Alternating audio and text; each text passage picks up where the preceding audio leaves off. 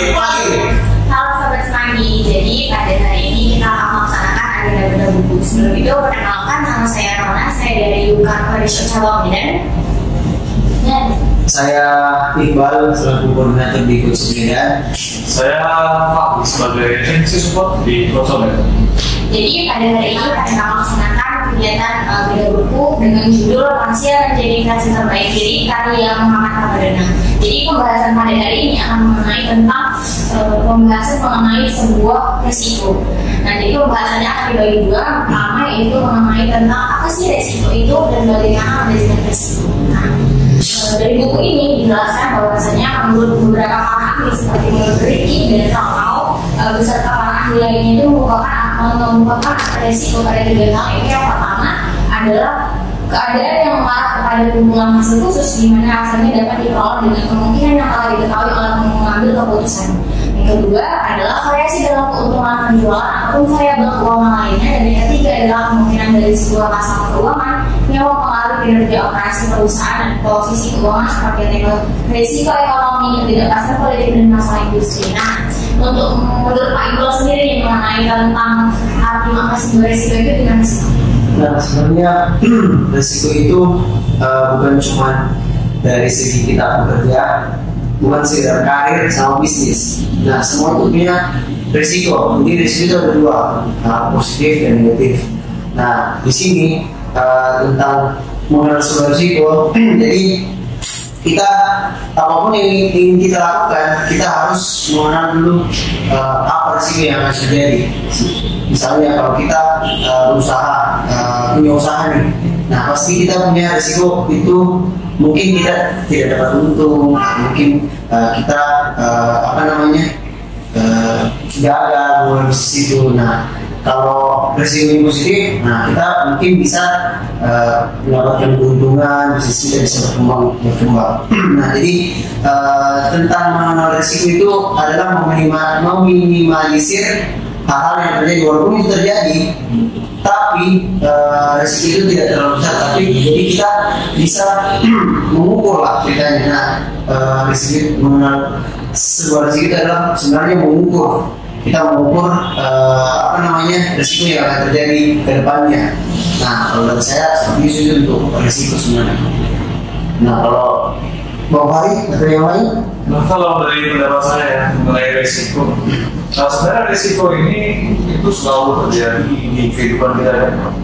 Contoh paling simpel, ibarat kita makan. Kalau kita lupa makan, resikonya pasti nanti kita bakal sakit. Nah, misalnya ada orang yang dalam makan, dia otomatis resiko yang diterima dia di masa mendatang, dia bisa mungkin kena asam lambung dan lain. Jadi sebenarnya resiko itu bisa kita lakukan dari hal kecil sih. Contoh, ketika kita sering begadang, antara sering begadang dengan tidak begadang itu dia ada resikonya masing-masing.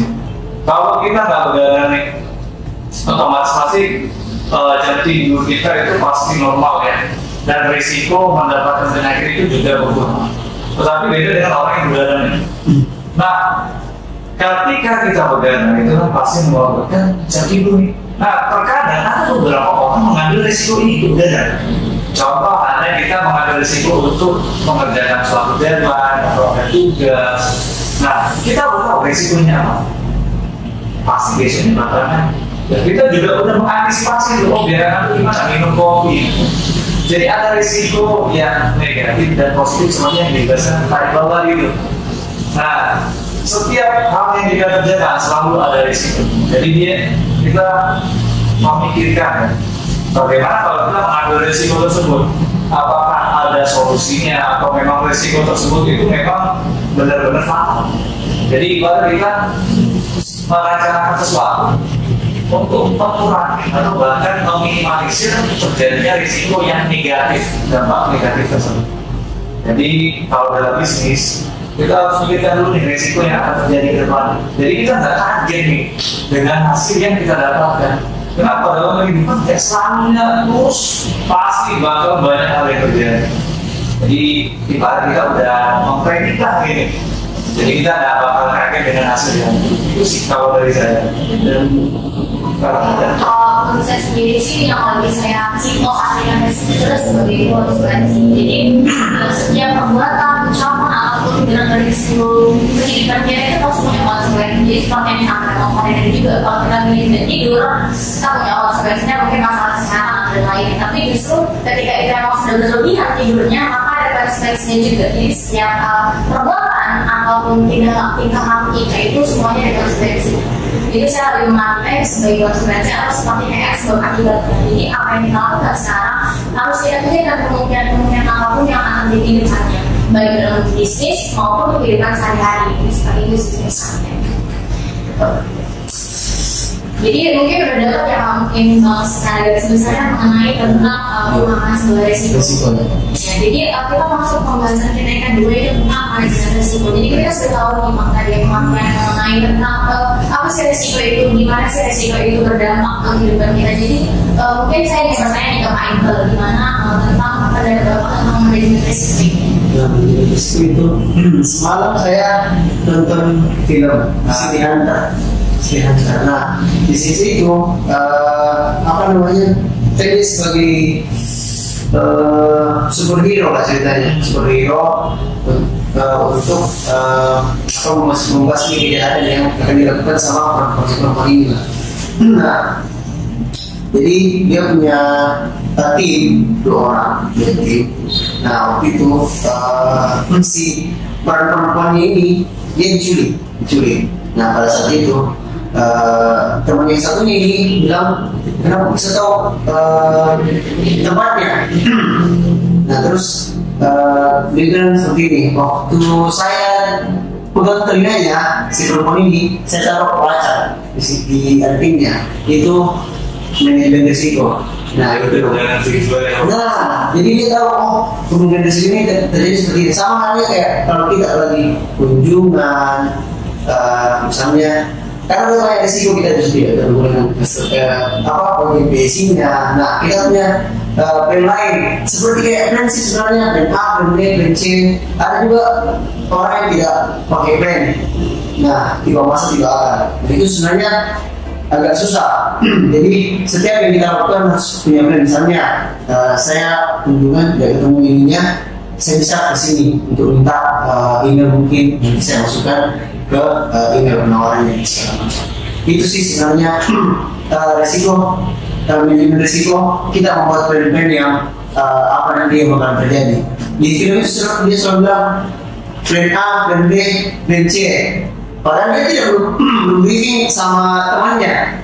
Misalnya dia lagi tembak plan B, semua bilang sejak kapan kita mulai punya rencana plan B dan C. Nah itu kalau dari saya. Dari Bang Tri gimana? Kalau dari ini saya setuju dengan yang Bapak. Jadi manajemen risiko, manajemen atau mengatur. Jadi kita tidak boleh hanya punya satu cara. Seperti Bapak. Jadi kita harus ada backup plan, planning cadangan. Ketika planning utama ini gagal, kita harus menyiapkan planning selanjutnya.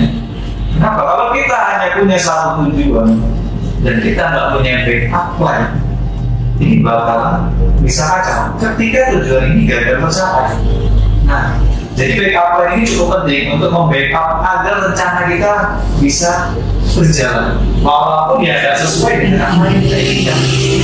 Biasanya gitu sih. Jadi harus menyiapkan backup plan-nya lagi di manajemen untuk mengurangi atau meminimalisir kegagalan. Nah, sama dengan halnya kalau kita buat event, nah, kan ada kita harus buat manajemen risiko. Misalnya acara sudah hujan atau ruangannya, sini kurang bagus, kita harus siapkan apa, mungkin dibuka jendelanya atau siapkan kipas dan lain-lain segala macam itu sih.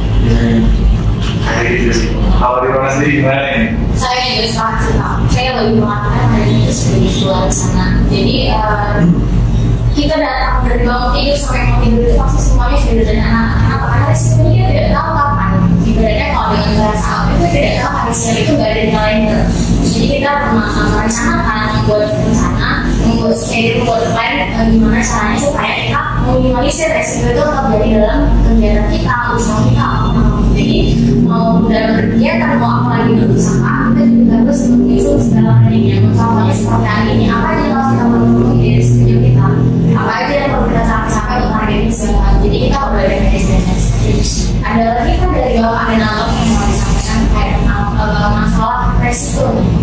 mungkin Bapak dulu.